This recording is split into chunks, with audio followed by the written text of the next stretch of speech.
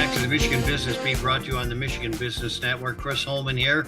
Well, not at our downtown studios, but you can see from the backdrop, we are in the Lansing area, and we're going to stay in the Lansing area. As a matter of fact, one of our favorite guests and one of those community leaders that makes the most impact, probably economically, on the Lansing region, Carrie Rosingana. She's the CEO of the Capital Area Michigan Works. And Carrie, as always, welcome to the show. Thanks, Chris. Good to be back with you. You know, you had an interesting thing come up, and now you have kind of labeled it, if you will, going back to basics. What exactly are you talking about? Well, in our world, going back to basics means that we have just been doing some reevaluation of what is at the center of the work that we do. And so, as we're thinking about as a business leader, what really it means to have these goals and these ideas for what we want our business to look like, and in the community we're serving, how does that actually mean that we are doing things? And at the heart of it for our team, going back to business means that we need to ground ourselves in and focus on really what makes us who we are, which is serving those employers and the job seekers in our community every day. So let's talk about CAMW and going back to basics and what exactly that means. I know you started that conversation, but let's get a little more in depth. Yeah, absolutely. So I know that all of us would agree over the last several years with the pandemic, things have really looked different. And in our world, that has meant that we have had to look at how we are delivering our services in a different way. Sometimes that can mean we've been doing more remote hiring fairs. Sometimes it means that we've been offering our services in a virtual format.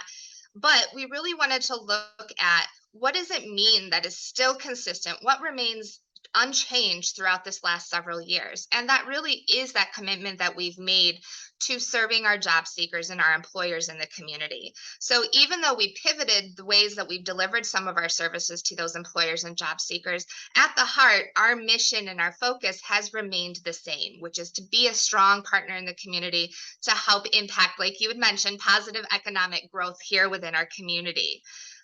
We know that with all of the massive shortages and talent shortages within the community, there's been a continued need to focus in on what it means for all of us as businesses and employers to serve our employees too. And we know that as a central mission statement for us, we've always prided ourselves on being forward thinking, empathetic, and really committed to our employees within the region, as well as to our employer and job seeker partners. So for us, going back to basics means that we're evaluating what we've done that stayed the same and making sure that everything we do still stays connected and rooted in that what that mission statement is. So Carrie, why is it so important for organizations to go back to basics? Well, I think you and I know in the worlds that we work in, we create a lot of strategic plans and you have a lot of buzzwords in them like ROI and visibility and increased bandwidth. Those things are just words that are empty words if you don't have action behind them. And if you don't identify some of the people who are on your teams that are going to help really bring the action behind what those words mean. Otherwise, they're just words on a piece of paper and we aren't really feeling that connection to those mission statements and those plans that we're making. So we really believe that having those people behind what those changes are is really going to help you get to the heart of what is important to the people on your team, as well as make you more trusted as an employer. So we would encourage, as people are looking ahead for the last quarter of 2022 already, think about what your employees also are focused on and what their connection is to those basics within what you're grounding yourself in, and what that can mean to continue to focus on your people. So let's talk a little bit because you are a service-oriented We organization. are. How can CAMWA support employers out there who are looking to get back to basics?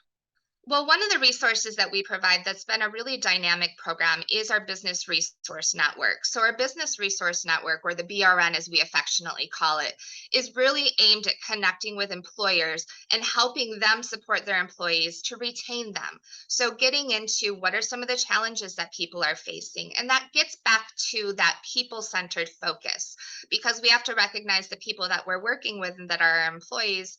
They are also having all of those different things outside of work that can sometimes be brought into work, whether they want to or not. So the BRN program really is aimed to provide some of those supports and those structures to help make sure that the employees that are part of the BRN network have those supports and know where those resources are when they have those struggles that maybe intersect with their work-life balance. So let's talk a little bit about, some of the things like increased job retention. That is one of the big problems right Yes, now it out there, is is. not just getting talent, but holding on to it. Yes. And that's something that really this program is special and is different because we've focused a lot all through the years about how to onboard people. But it really, in today's society, is such an important conversation to figure out how to retain that talent. There's a huge cost with losing people, and we want to help our employers to understand some of those different strategies and tools so that they can keep the talent that they have and help them be long-term employers. So I know that you in particular and CAMW have always viewed your organization as serving two masters, so to speak, or having two customers. One is the one coming through the door seeking employment. The other, of course, is the one supplying employment, right? So Right. you have built up a very successful network of organizations that you work with in the community. Is that still pretty strong? That's absolutely true, Chris. Yes, we are a demand driven organization. So we view our employer community as providing us with the information on what their needs are. So then we can make sure that our job seekers, that we're removing barriers to help connect them to those opportunities. So it's that demand and supply kind of model that we really are approaching the workforce development aspect from as we're delivering programs. Well, you've done a marvelous job of that. Carrie Rosingana, the CEO of the Capital Area Michigan Works. As always, thanks for being with us. We appreciate it. Thanks, Chris. Great to be with you again. You're watching this on the Michigan Business Beat. I'm Chris Holman from the Michigan Business Network. We'll be right back.